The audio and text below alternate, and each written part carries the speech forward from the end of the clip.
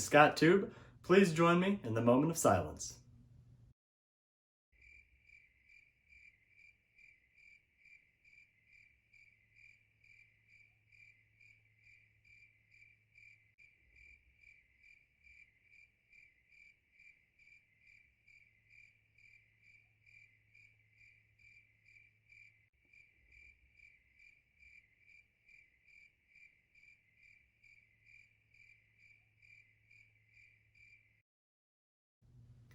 Now please stand for the pledge. I pledge allegiance to the flag of the United States of America and to the republic for which it stands, one nation, under God, indivisible, with liberty and justice for all. Thank you, and have a great day. Good morning, everyone. Welcome to another Monday edition of Scott2ube. Hope you enjoyed Logan bringing you the Pledge of Allegiance and the moment of silence. Logan, we sure missed that, even though I'd still argue you take too long on the moment of silence. But, you know, what we have got for you today is a fantastic edition of Scott2ube. We are going to look at a variety of different things. But before we get started, I've got an apology to make. Several of you reached out and reminded me we didn't celebrate last week's birthdays. And so what we want to do first is celebrate the folks that were having a birthday last week with our good friend Mr. Deaton. So check it out, folks. Sorry I forgot you on Friday, but here is your happy birthday serenade from Mr. Deaton.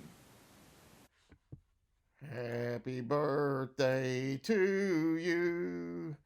Happy birthday to you.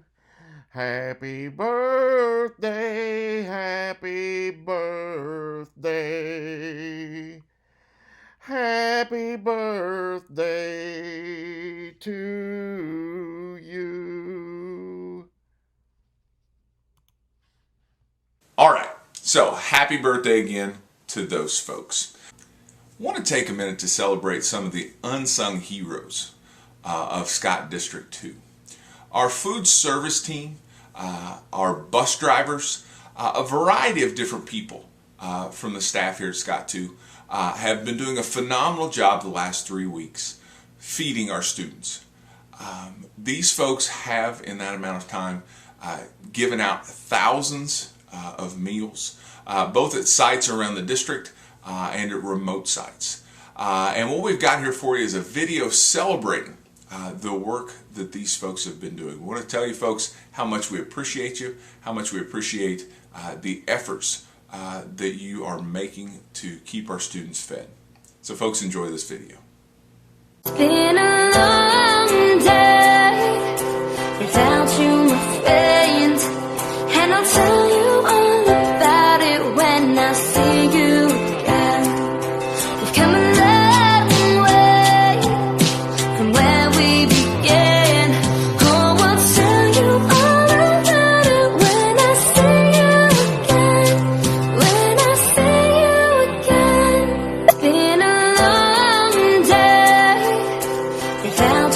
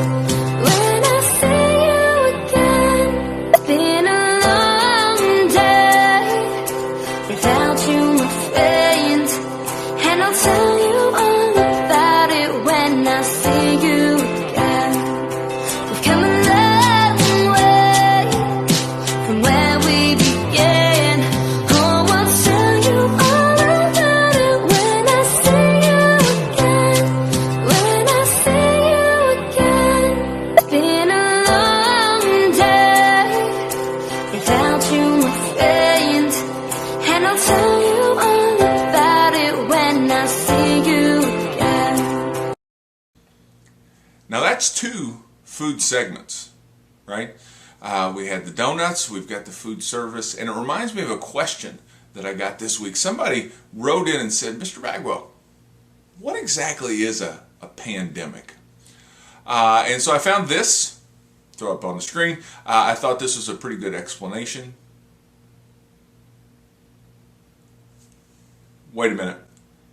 I'm getting word that this isn't actually what a pandemic is. It's a meme. Maybe Mrs. Mihalik slipped something into my email.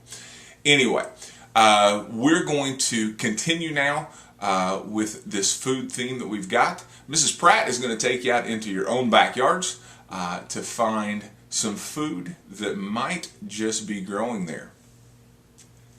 Yeah, it's these guys. Don't they look like a bunch of fun guys? Hello and welcome back to Environmental Science in Your Own Backyard. Today we're going to venture a little bit farther out of our own backyard and we're going to hit the woods. Today I'm going to teach you how to find morel mushrooms, one of Indiana's native mushrooms that are edible and are found this type of year. Okay, we're back here in the woods now. Late March and early April is the time to find the morel mushrooms. But if you want to know for sure if it's the right time, there's two different types of plants that you could look for. First off, is the most common, is the mayapple. When these are up, you know the mushrooms are going to be up, or if not yet, real soon. Especially when they start to bloom. You can kind of see the buds that are getting ready to bloom on this particular plant right here. And a lot of times where you find these plants, you will also find mushrooms as well, or somewhere in the nearby vicinity. Alright, the plants you see right here are trillium. These are another type of plant that you can look for to see if it's the right time to be looking for mushrooms, because once they come up, morel mushrooms are sure to be right behind them. Okay, once you're out in the woods, you need to find a location that would be good to find mushrooms in. Typically it's a damp area. Usually you'll see a lot of mayaples, you'll see trilliums, a low-lying area that might sometimes hold water after it rains. Any place that's going to remain damp. A shady area, and sometimes you'll find them on the north side of slopes where the sun doesn't hit them if it's a hilly area that you are in. So I'm going to scope out this area and see what we can find.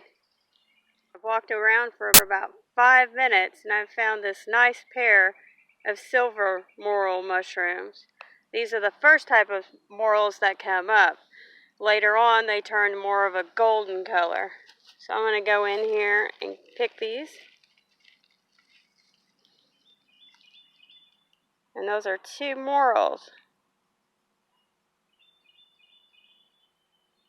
Now these are pretty distinct mushrooms. There are ones that are lookalikes. They're a little similar, but these are pretty undeniable. They're also called honeycomb mushrooms because of the texture on them. But if you ever have any doubt what type of mushroom it is, ask somebody that is familiar that can identify them for you. And if there's one mushroom, look around because there's most likely more nearby. Here's another silver one. That was about 5 feet away from the 2 that I just found. Okay, so you remember when I said that where there's mayaples you can find morels? Well, where there's morels, there's always going to be mayaples nearby. But you got to look really close because sometimes they will actually shield them. This is a yellow morel. These typically come out later than the silver ones and are typically bigger in size.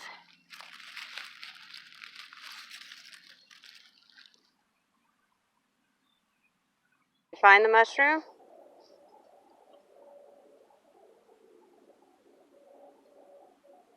There it is.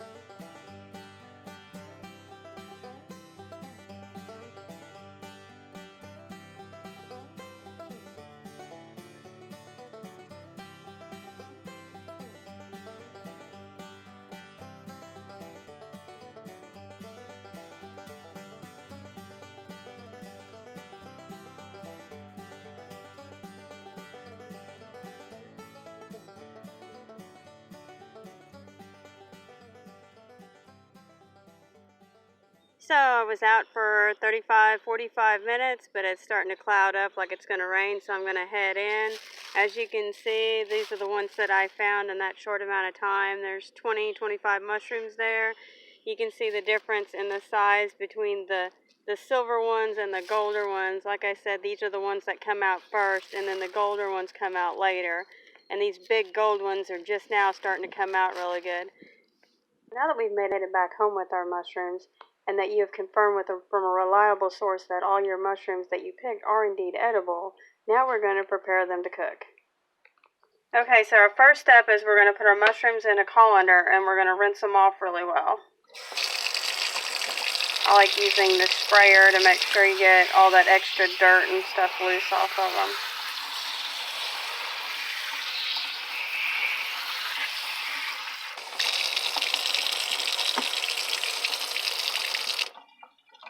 Okay, so now that we've rinsed off our mushrooms, I've taken the bigger mushrooms and sliced them in half so they cook more evenly.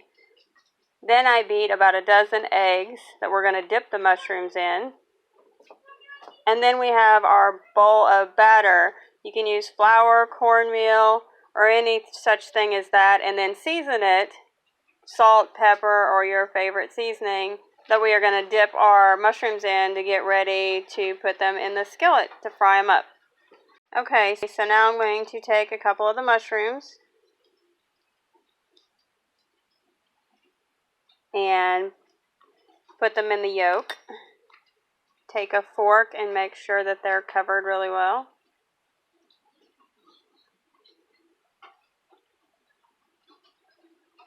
Then I'm going to put each one of them into our batter mix.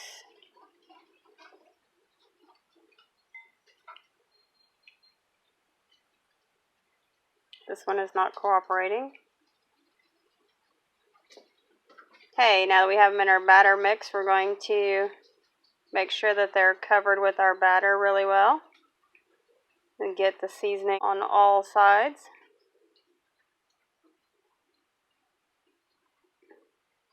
And then once they're good and covered, we're going to get them out of their batter mix and set them aside and get our skillet all ready. We've got oil in it right now. We're getting it preheated and we're getting ready to dip our mushrooms in there.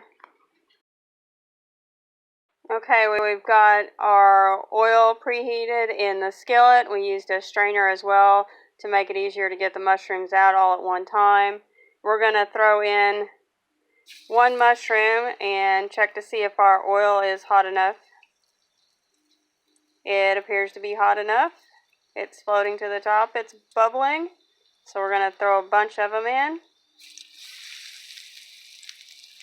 We're going to let them cook in the oil. We're going to let them cook for 3 to 4 minutes. And then we're going to pull them out and see how they look. So it's been about 5 minutes now. We just pulled our mushrooms out of the skillet and they are ready to eat now. So I've got one of the mushrooms right now. So good. And thank you for tuning in and watching this episode of Environmental Science in Your Own Backyard. I hope you enjoyed it. Until next time, see you later. Yeah, I appreciate all the feedback communication I've been getting. Again, if you want to send pictures of anything happening around your home or with making these things online or even doing your homework there at home during the pandemic, send those to me. We'll feature them right here in an episode of Scott2ube. Also waiting on some karaoke from my other classes. My juniors threw down the gauntlet. Freshmen, where you at? Sophomores, where you at? Seniors, where you at? Looking forward to those. All right, I want to finish up this week with a segment I'm calling It's in the Film Library.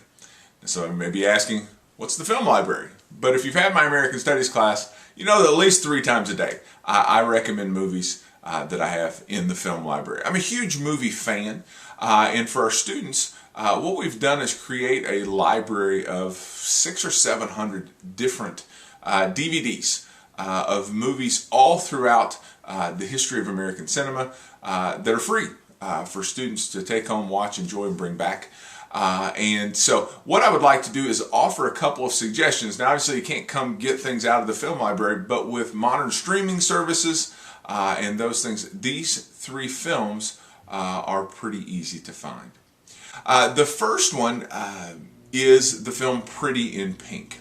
If you haven't seen Pretty in Pink, it's 1986. It's written by a guy named John Hughes, same guy that did The Breakfast Club, Ferris Bueller's Day Off, a lot of really excellent films. Home Alone, you may have seen that one at Christmas. But Pretty in Pink I picked because this weekend would have been our prom. And I feel very sorry for those of you that were going to get a chance to go to prom and weren't able to do that. But I thought, hey, what could be something to look at? I saw several of you on social media posting pictures of prom dresses, outfits, things like that. That you were getting able to wear. I thought I'll pick a movie. So the first movie recommendation is Pretty in Pink. Pretty in Pink stars a young lady named Molly Ringwald. And Molly Ringwald falls in love with a boy from kind of a higher social class. In this particular film, they have an unlikely romance, and the film ends up with a very famous prom scene. So if you haven't seen Pretty in Pink, it's a good one. I highly recommend it. Now, obviously, the pandemic has given us a lot of time to stream things. Maybe some of you are sitting at home bored. And so my second recommendation from the film library is the Lord of the Rings trilogy. Now, The Lord of the Rings was based on a series of books by a guy named J.R.R. Tolkien. And fantastic books. If you haven't read them, I highly recommend them. But several years ago, Hollywood made a series of blockbusters, 3 films that are going to tell the story of Frodo and his journey to save Middle-earth by destroying the Ring of Power. And there are all kinds of cool things in here, all kinds of fantasy elements, things like that. Each movie is about 3 hours long, but like I said, you don't have anything to do. So spend 9 hours immersing yourself in Middle-earth. Once you get done with Lord of the Rings, if you're interested, there's also a Hobbit trilogies of movies as well. For my money, maybe one too many movies out of the Hobbit trilogy. We probably could have done a duology out of that one. But the Lord of the Rings, fantastic. You're going to see a lot of faces that you recognize. Elijah Wood is going to be playing Frodo. The guy from Rudy is his best friend Sam. He's got a Rudy moment at the end of the movie that's fantastic. So if you haven't seen that one, I encourage you to check it out. Last one I'm going to throw out here, it's a little geeky, right? But wait until next Monday, because next Monday is May 4th. So it's going to be an all Star Wars Day edition of Scott2ube. The last recommendation I'm going to make is Avengers Endgame, right? Now, Avengers Endgame, if you've seen any of the Marvel movies, this is the one that brought to an end kind of that story that first started all the way back with the very first Iron Man film. Endgame was the second part of a duo of movies. You had Infinity War and then Endgame, which saw our heroes travel back in time to defeat kind of the ultimate big bad in Thanos. This is the most profitable movie ever made to this point, and it just had its 1-year anniversary. So what a way to celebrate the 1-year anniversary, but to see Iron Man and Captain America and the gang take on Thanos one more time. You've got Fat Thor that's in there, who was hilarious. You've got that awesome moment when Cap is able to lift Thor's hammer and take on Thanos at the end. He even gets to say, "Avengers Assemble." It's everything you could want in an action movie, and I highly recommend it. So those are my 3 recommendations this week from the film library. So find them, take a chance, stream them. I know that all the Marvel stuff is on the Disney Plus, so if you've got that, but I'm sure you can find that stuff wherever you illegally download your movies. So that's it for another edition of Scott2ube. We are hoping that you're going to have a fantastic week this week. Remember, especially if you've been doing the packet learning All that stuff is due by Friday. I know in my own class, a lot of the due dates are Friday. I know with a lot of my own students, you like that adrenaline rush of waiting until the absolute last second. This is it. Get to work on all that stuff. Write essays. Do all that kind of stuff that you're going to have to do to be ready for the week. Next week, we go 5 days a week with learning for the next 3 weeks, and then we're done. And so the 2019-2020 school year will be done. We're going to try and still bring you Scott2ube a couple of times a week. I'm not crazy enough to do 5 times a week. But again, if you've got stuff to send me, you want to see yourself on Scott2ube, please feel free to tweet me, send me something on Instagram, or shoot it to my email. We'll be glad to feature you in an upcoming episode. Folks, have a great week. We'll see you next time.